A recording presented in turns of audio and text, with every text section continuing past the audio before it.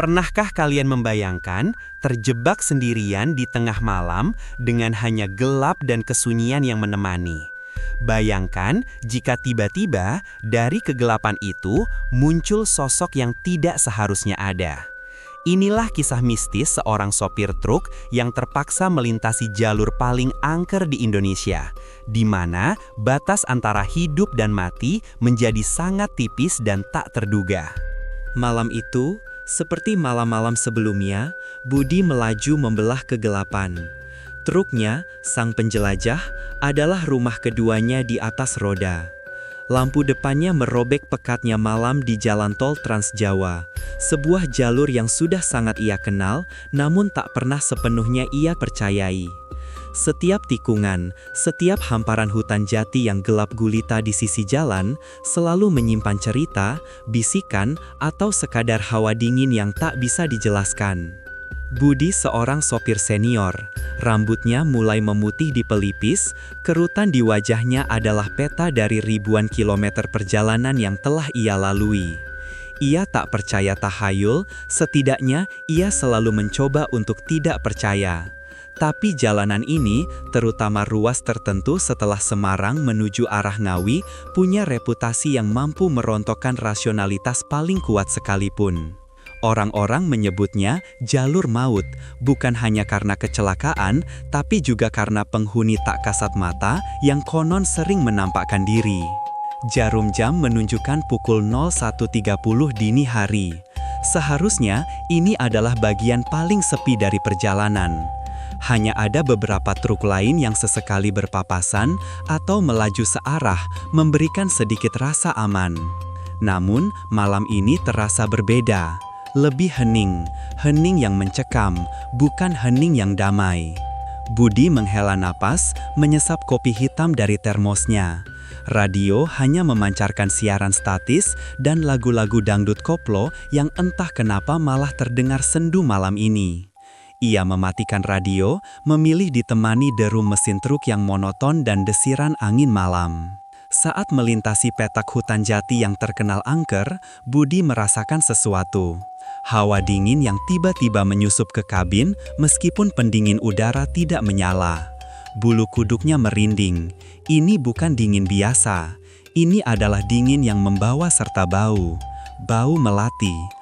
Wangi yang kuat menusuk hidung, bercampur dengan aroma tanah basah dan sedikit bau anyir yang samar. Jantung Budi mulai berdebar lebih cepat. Ia mengedarkan pandangan ke spion tengah, lalu ke spion samping. Tidak ada apa-apa, hanya kegelapan hutan yang pekat dibiaskan oleh lampu truknya menjadi bayangan-bayangan menari. Tapi bau melati itu semakin kuat, seolah ada seikat bunga melati segar yang diletakkan di sampingnya. Budi menggigil.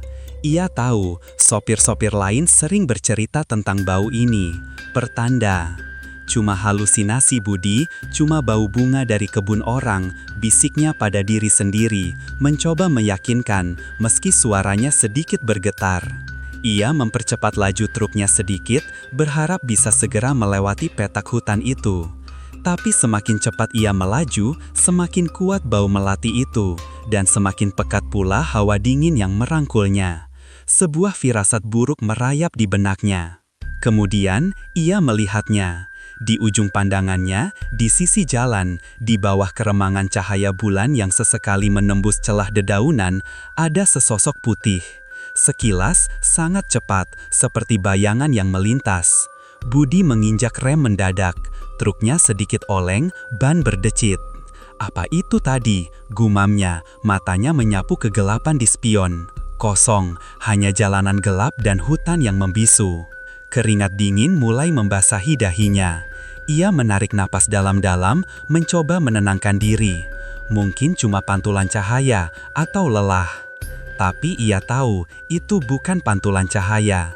Sosok itu terlalu jelas, terlalu putih, dan terlalu tinggi untuk menjadi ilusi optik, sesuatu yang menyerupai wanita. Ia melanjutkan perjalanan, kali ini dengan kecepatan yang lebih rendah, matanya awas menyisir setiap sudut. Ketegangan mencekiknya. Bau melati itu masih ada, kini bercampur dengan bau gosong yang aneh, seperti kertas terbakar. Tiba-tiba, suara ketukan pelan terdengar dari bagian belakang kabin. Tok, tok, tok. Budi terlonjak, ia menoleh ke belakang cepat. Tidak ada siapa-siapa di kursi penumpang atau di area tidur kecil di belakangnya.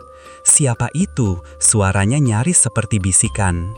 Ketukan itu berhenti sesaat, lalu kembali terdengar. Kali ini lebih jelas dan seperti berasal dari luar. Daun? Jarum jam di dashboard menunjukkan pukul 2 dini hari. Budi, sopir truk dengan pengalaman bertahun-tahun di jalanan lintas provinsi, merasakan keringat dingin membasahi punggungnya. Bukan karena AC truknya rusak, melainkan karena hawa yang tiba-tiba berubah drastis. Sejak memasuki jalur Puncak Segoro, nama yang diberikan warga sekitar untuk jalur pegunungan terpencil yang terkenal angker, suasana memang terasa berbeda. Gelapnya malam di sini jauh lebih pekat, seolah cahaya bulan enggan menembus kanopi pepohonan raksasa yang saling berangkulan di sisi kiri dan kanan jalan. Cuma perasaan, Bud, bisiknya pada diri sendiri, mencoba menenangkan detak jantungnya yang mulai berpacu.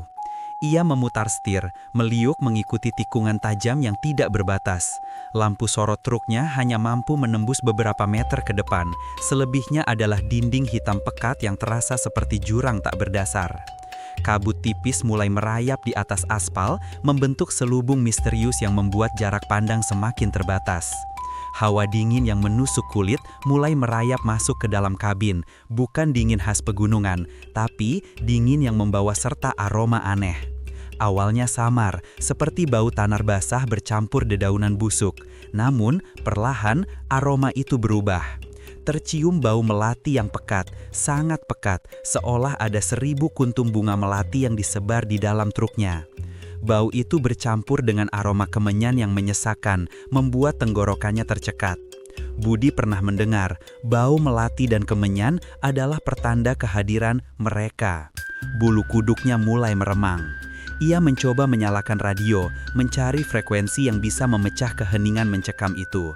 Namun, yang ada hanya suara desisan statis yang semakin keras, seperti bisikan ribuan makhluk tak kasat mata yang berkumpul di sekitar truknya. Dengan kesal, ia mematikan radio. Keheningan kembali meraja, kali ini lebih berat, lebih menekan. Bahkan, suara jangkrik yang tadi sempat terdengar kini lenyap sama sekali, digantikan oleh sunyi yang memekakkan telinga. Tiba-tiba, dari sudut matanya, Budi menangkap pantulan aneh di spion kiri. Sebuah bayangan putih melintas sangat cepat, seolah melesat dari balik pepohonan ke arah belakang truknya.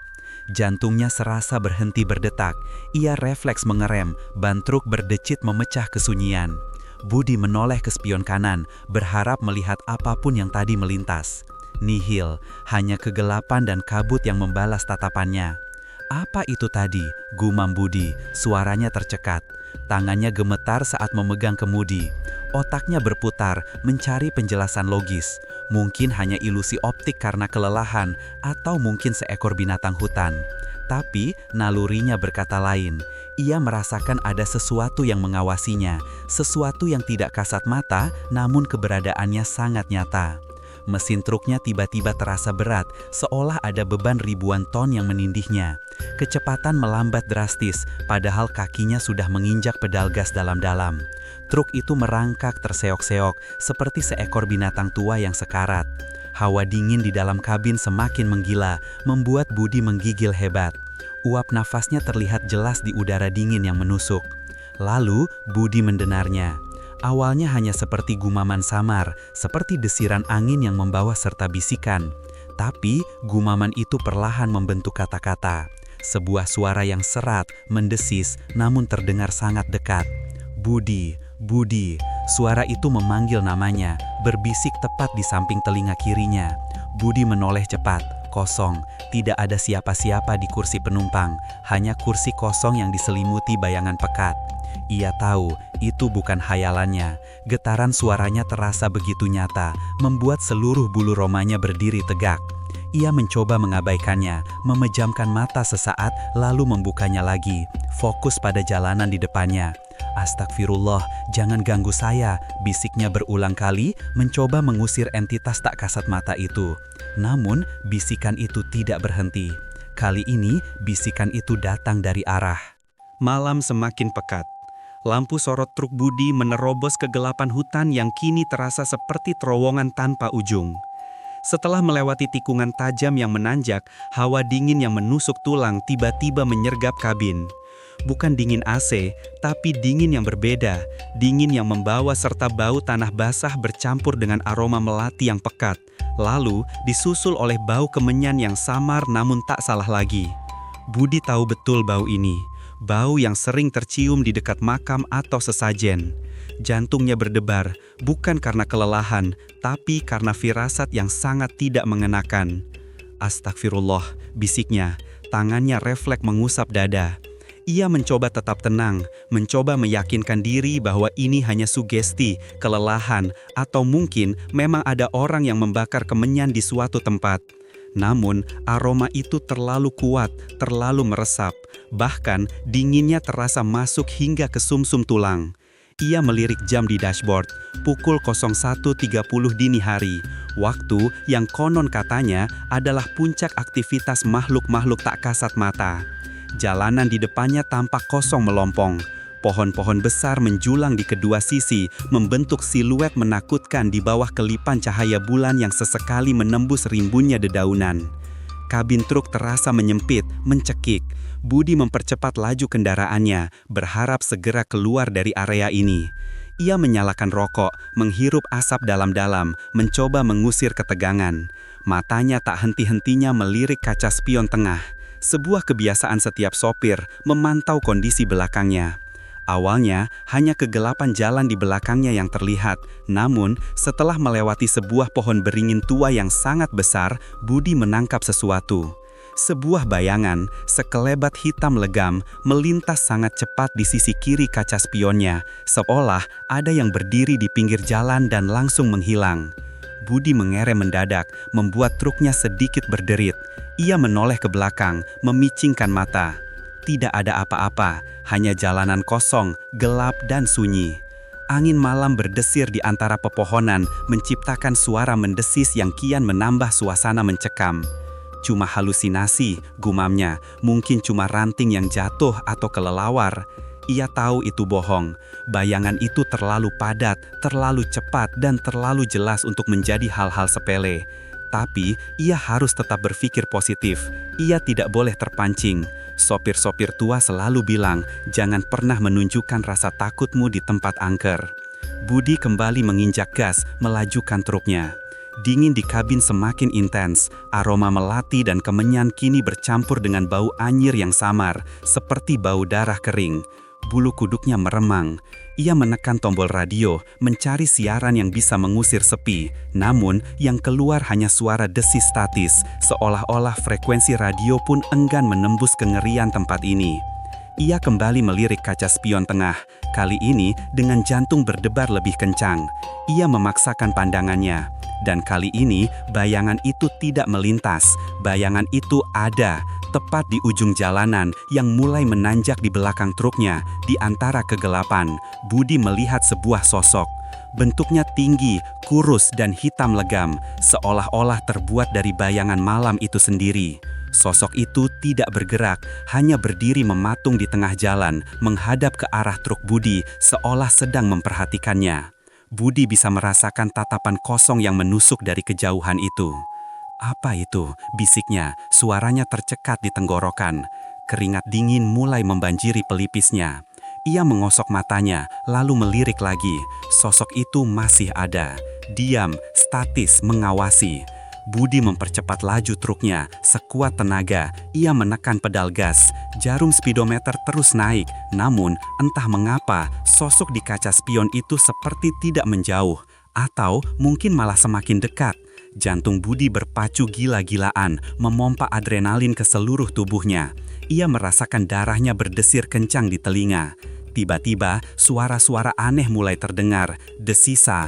Jalanan memang sepi, tapi kesepian Budi malam itu terasa berbeda, lebih pekat, lebih dingin dari biasanya. Setelah kejadian aneh di warung makan dan bisikan-bisikan horor yang masih terngiang, Budi mencoba meyakinkan dirinya bahwa semua itu hanyalah ulah otaknya yang kelelahan. Tapi, udara di dalam kabin truknya mulai terasa ganjil. Suhu mendadak turun drastis, menusuk tulang meski jendela sudah tertutup rapat. Hawa dingin itu bukan seperti dinginnya malam di pegunungan. Ini dingin yang basah, yang membawa serta bau melati. Menyengat, namun samar, seolah ada yang menyemprotkan parfum bunga kuburan persis di sampingnya. Budi mengernyit, parfumnya bukan bau melati, dia yakin betul. Ini bau yang sering dia dengar diceritakan para sopir tua, bau yang menjadi penanda kehadiran mereka. Ah, cuma perasaan, gumam Budi, mencoba mengusir kecemasan. Tangannya mencengkeram kemudi lebih erat, matanya fokus menembus kegelapan jalan di depannya. Tapi, perasaan itu tak mau pergi, malah semakin kuat. Telinganya menangkap sesuatu, seperti gesekan atau tarikan kain dari kursi penumpang di sebelahnya. Pelan, sangat pelan, nyaris tak terdengar. Budi menoleh cepat, kosong, hanya bantal dan beberapa bungkus rokok yang tergeletak di sana. Dia menggeleng, mencoba menepis, mungkin suara gesekan bantal, iya pasti itu. Namun suasana semakin pekat. Radio di dashboard yang tadinya menyiarkan lagu dangdut koplo dengan riangnya, tiba-tiba mengeluarkan suara kresek-kresek kasar, seolah frekuensinya diacak-acak oleh tangan tak kasat mata. Budi mencoba memutar knop, mengganti saluran, tapi kresekannya tak kunjung hilang, malah terdengar seperti bisikan-bisikan lirih yang tersembunyi di balik suara statis itu. Ada banyak suara, tak jelas, seolah berbicara dalam bahasa yang tak dia pahami, namun syarat akan ancaman. Bulu kuduknya meremang, ini bukan kerusakan biasa. Dia mematikan radio. Seketika, keheningan di kabin semakin memekakkan telinga. Hanya suara mesin truknya yang menderu dan detak jantungnya yang berpacu kencang. Dari sudut matanya, Budi melihat pergerakan. Sebuah bayangan melintas di kursi penumpang. Cepat, hanya sekelebat, tapi cukup nyata untuk membuatnya tersentak. Dia menoleh lagi. Tidak ada apa-apa, hanya kursi kosong yang diselimuti gelap. Rasa takut mulai menjalar, menggerogoti setiap sarafnya. Dia mulai berkeringat dingin, padahal hawa di kabin masih sedingin es. Siapa di sana? Suaranya serak, tercekat di tenggorokan. Dia tahu ini tindakan bodoh, bertanya pada kehampaan. Tapi dia tak tahan lagi menahan kengerian itu sendiri. Tak ada jawaban, hanya keheningan yang semakin menekan, seolah makhluk yang tak terlihat itu sedang menikmati ketakutannya. Lalu sebuah sentuhan, dingin, seperti jari es yang menyentuh pundak kirinya. Sekilas namun cukup untuk membuat Budi menjerit kecil. Truknya sedikit oleng, dia langsung membanting setir, mencoba mendapatkan kembali kendali. Ambil menoleh ke samping, dan di sana, di kursi penumpang yang seharusnya kosong, kini ada sosok. Sosok hitam pekat seperti lubang kehampaan yang menyerap cahaya. Bukan hanya bayangan, tapi wujud yang berdiri sendiri, statis, tak bergerak. Posturnya sedikit membungkuk, dengan kepala agak miring, seolah mengamati setiap gerak-geriknya. Dia tak bisa melihat wajahnya, hanya kegelapan yang lebih pekat lagi di bagian yang seharusnya menjadi mata. Nafas Budi tercekat, seluruh tubuhnya menegang, keringat dingin membanjiri dahinya. Ini nyata, bukan halusinasi, bukan kelelahan. Dia ada di sini, bersamanya, di dalam kabin truk yang sempit ini. Ketakutan yang luar biasa membuat Budi spontan menginjak pedal gas dalam-dalam. Truknya melesat bak dikejar setan, mesinnya meraung keras menembus malam. Dia berharap bisa meninggalkan sosok itu di belakang, tapi dia tahu makhluk dari dunia lain tak bisa ditinggalkan hanya dengan kecepatan. Dia melirik lagi ke samping, sosok itu masih ada, tak bergeming, seolah-olah jarak tak berarti baginya. Mata yang tak terlihat itu seolah Setelah berhari-hari dihantui bayang-bayang dan bisikan mengerikan di sepanjang jalur angker, fisik Pak Budi akhirnya mencapai batasnya. Kantuk yang luar biasa menyerang, menyeretnya ke ambang kesadaran. Ia bersumpah untuk tidak berhenti sampai keluar dari jalur terkutuk ini, namun seolah ada tangan tak kasat mata yang memutar kemudi, truknya oleng dan lampu sorotnya menyoroti sebuah area istirahat tua yang sudah terbengkalai. Pelang kayu bertuliskan Warung Bu Siti, buka 24 jam, terlihat berkarat dan miring, nyaris roboh, seperti monumen kesia-siaan. Di tengah kompleks, sebuah pohon beringin raksasa berdiri gagah. Akar-akarnya yang tebal menjuntai seperti tentakel raksasa yang mencoba mencengkeram bumi, seolah menjadi penjaga gerbang neraka itu sendiri. Hawa dingin menyergap, menusuk tulang Pak Budi bahkan sebelum ia sempat mematikan mesin. Ini bukan dingin biasa, melainkan dingin yang lembab, berat, dan dipenuhi beban entitas tak kasat mata. Bau kemenyan yang pekat bercampur dengan aroma melati yang menusuk hidung, menciptakan sensasi mual yang tak tertahankan. Ini bukan bau melati yang wangi, melainkan bau melati yang busuk, seperti bunga yang mati dalam kubangan air kotor, membusuk bersama kenangan buruk.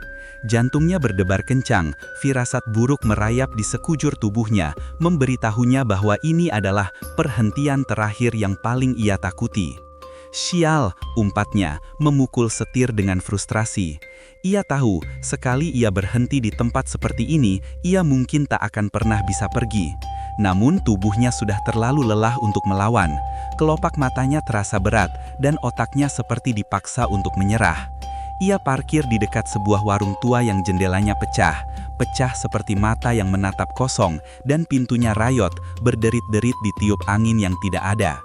Debu tebal menyelimuti segalanya, seolah tempat ini sudah ditinggalkan bertahun-tahun, menjadi rumah bagi makhluk-makhluk yang bukan dari dunia ini. Begitu mesin truk mati, keheningan mencekam langsung menyelimuti.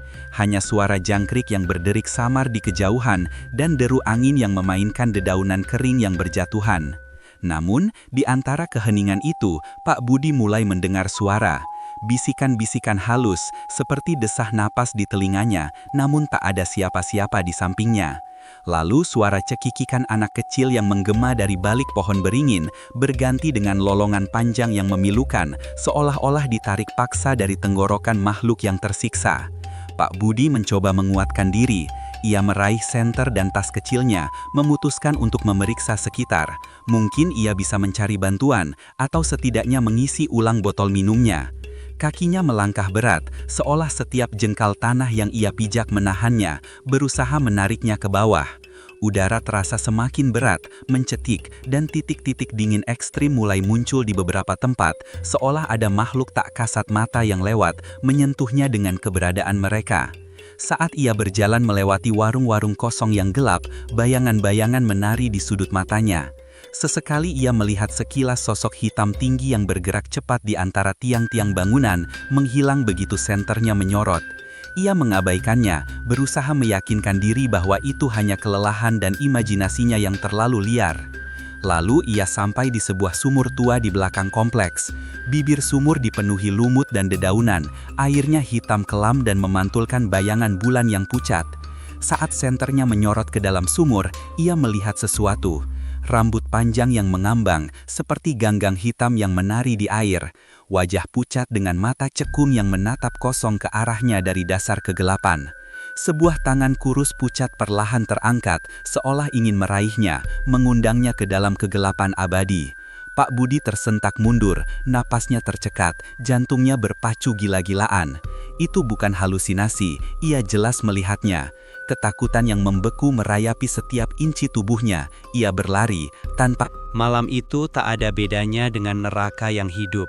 Setelah insiden menegangkan dengan wanita berambut panjang di jembatan itu, Pak Budi menginjak pedal gas dalam-dalam, berharap bisa meninggalkan kengerian itu di belakang. Namun, jalur angker ini punya cara sendiri untuk memastikan tak ada yang lolos begitu saja. Mesin truk tua Pak Budi menderu keras, meraung seolah ikut merasakan ketakutan sang sopir. Tapi, deru itu mulai tidak beraturan, tersendat-sendat seolah tersedak. Lampu depan berkedip liar, sesekali meredup total, melemparkan Pak Budi ke dalam kegelapan pekat sebelum kembali menyala dengan enggan. Jantungnya berdebar tak karuan, lebih kencang dari deru mesin yang sekarat. Hawa dingin yang menusuk tulang tiba-tiba menyergap kabin.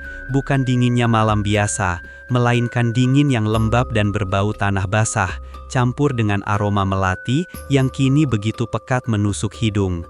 Aroma itu bukan menenangkan, melainkan memuakkan, seperti bunga yang membusuk di kuburan. Kemudian, disusul bau kemenyan yang menyesakkan, seolah ada ritual kuno yang menyesakkan, seolah ada ritual kuno yang baru saja dilakukan tepat di sampingnya. Dan yang paling mengerikan, bau anyir darah yang samar namun tak salah lagi, menusuk ke sanubari, membuat perutnya mual.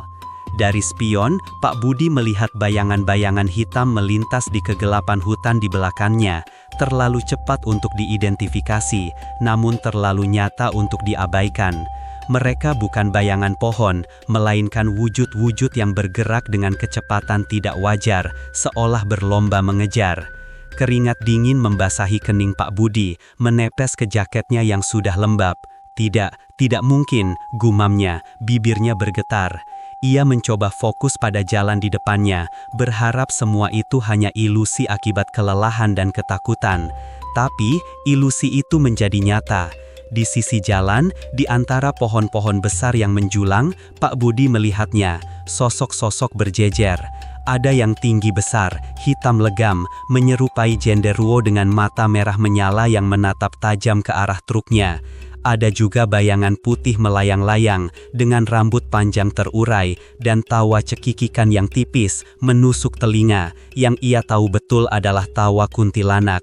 Mereka tidak hanya diam, mereka bergerak, perlahan tapi pasti, seolah membentuk barisan pengepungan. Truk Pak Budi oleng sedikit saat ia mengabaikan sosok-sosok itu, mencoba terus melaju. Namun, suara bisikan mulai terdengar di dalam kabin, seolah berdesir tepat di telinganya. Bisikan itu tidak jelas, namun intonasinya penuh ancaman, mengejek, dan perlahan-lahan membentuk kata-kata. Kau tidak bisa lari, ini wilayah kami, kau akan tinggal di sini. Pak Budi mencengkeram kemudi erat-erat, buku-buku jarinya memutih. Ia memejamkan mata sesaat, berdoa, memohon perlindungan. Astagfirullah, ya Allah, lindungi hamba. Saat ia membuka mata, pemandangan di depannya membuat jantungnya seolah berhenti berdetak. Tepat di tengah jalan, berdiri sosok pocong, kain kafannya lusuh dan kotor, dengan wajah yang hancur, dengan mata cekung yang menatap kosong ke arahnya. Sosok itu tidak bergerak, hanya berdiri tegak, seolah sengaja menghalangi jalannya. "Minggir!" teriak Pak Budi, suaranya parau. Ia membunyikan klakson panjang, tapi sosok itu tak bergeming.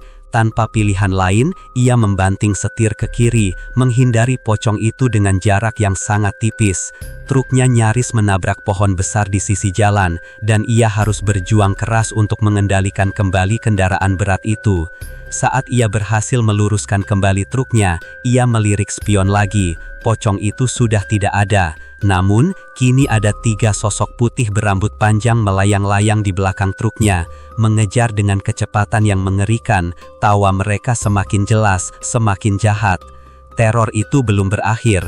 Saat ia menoleh ke kursi penumpang, bayangan hitam tebal muncul, membentuk sosok besar yang duduk di sana, mengisi ruang kosong. Matanya merah menyala, dan Pak Budi bisa merasakan hawa panas aneh memancar dari sosok itu, meskipun seluruh kabin terasa sejuk. Slamet berhasil pulang ke rumahnya di pinggiran kota, namun kedatangan itu jauh dari kata lega. Setiap jengkal perjalanannya pulang, setiap suara ban truk yang berputar, adalah pengingat akan kengerian yang baru saja dilewatinya. Matanya cekung, kulitnya pucat, dan tubuhnya yang kekar terasa ringkih. Istrinya, Bu Siti, menyambutnya dengan khawatir. "Mas Slamet, kamu kenapa? Kok pucat sekali?" Slamet hanya menggeleng, tak sanggup menceritakan apapun. Lidahnya keluh, jiwanya masih terperangkap di kegelapan jalanan angker itu. Beberapa hari setelahnya, Slamet mencoba kembali ke rutinitas normalnya, mengantarkan barang, bercengkrama dengan sesama sopir di warung kopi, tapi semuanya terasa hampa. Tawanya tak lagi lepas, sorot matanya selalu dipenuhi bayangan ketakutan. Tidurnya sering terganggu. Setiap malam, bayangan sosok misterius yang menatapnya dari kaca spion, seringai tipis di balik kerudung hitam, muncul dalam mimpi buruknya. Ia terbangun dengan napas terengah-engah, tubuhnya basah oleh keringat dingin, jantung berdebar seperti genderang perang. "Mas Slamet akhir-akhir ini aneh," bisik Bu Siti kepada tetangga. Sering melamun, kadang teriak sendiri di tengah malam, padahal tidak pernah sakit begini. Awalnya, Slamet mengira itu hanya trauma. efek samping dari pengalaman yang mengguncang jiwanya. Namun, jejak gaib itu tak semudah itu terhapus. Ia mulai merasakan hawa dingin yang menusuk, bukan hawa dingin biasa, melainkan dingin yang lembab dan menyesakkan, seperti udara di kuburan tua.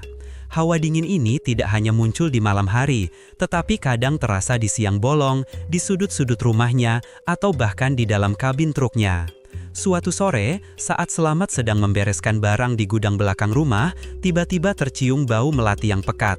Bukan wangi melati segar dari kebun tetangga, melainkan wangi melati layu yang menusuk, bercampur dengan aroma kemenyan yang samar. Bulu kuduk Selamat merinding seketika. Aroma itu melayang di udara, mengikuti gerakannya, seolah-olah ada sesuatu yang tak kasat mata bergerak di dekatnya. Ia berbalik cepat, namun tidak ada siapa-siapa. Hanya dinding gudang yang kusam dan tumpukan kardus tua. Ini tidak mungkin, gumamnya, mencoba meyakinkan diri. Ketegangan makin meningkat. Setiap kali ia berada sendirian, Selamat sering mendengar bisikan-bisikan samar. Suara-suara itu seolah datang dari jauh atau mungkin dari dalam kepalanya sendiri. Kadang terdengar seperti tawa cekikikan perempuan, kadang seperti ratapan panjang, kadang seperti namanya dipanggil dengan lembut namun mengancam. Ia mencoba mengabaikannya, memutar radio dengan volume penuh saat di truk, atau memutar murotal Al-Quran saat di rumah. Namun suara-suara itu seolah mampu menembus setiap penghalang, langsung masuk ke dalam otaknya. Puncaknya terjadi seminggu kemudian. Selamat sedang beristirahat di kursi malas di ruang tamu, matanya terpejam. Bu Siti sedang ke pasar. Rumah hening, hanya ada suara detikan jam dinding. Tiba-tiba, ia merasa seperti ada embusan napas dingin di tengkuknya. Perlahan, ia membuka mata. Di sudut ruang tamu, di antara bayangan lemari tua, ia melihatnya. Sosok itu, sama persis seperti yang dilihatnya di jalan angker itu. Tinggi, kurus, mengenakan kerudung hitam panjang yang menutupi wajahnya, tapi dari celah kain, sepasang mata merah menyala terlihat menatapnya tajam. Keringat dingin membasahi seluruh tubuh Selamat. Ia ingin berteriak, tapi suaranya tercekat di tenggorokan. Ia ingin lari, tapi kakinya terasa seperti terpaku ke lantai. Sosok itu tidak bergerak, hanya berdiri di sana, mengawasinya, memancarkan aura dingin dan mengerikan yang mengunci Selamat dalam teror batin yang tak terlukiskan. Semakin lama ia menatap, semakin jelas ia merasakan kehadirannya. Bahkan ia bisa merasakan hawa dingin dari sosok itu menjalar perlahan ke seluruh tubuhnya. Tiba-tiba, mata merah itu bergerak. Dari sudut bibir yang tak terlihat, Selamat merasa melihat senyum tipis, senyum yang sama persis saat sosok itu menatapnya dari kaca spion.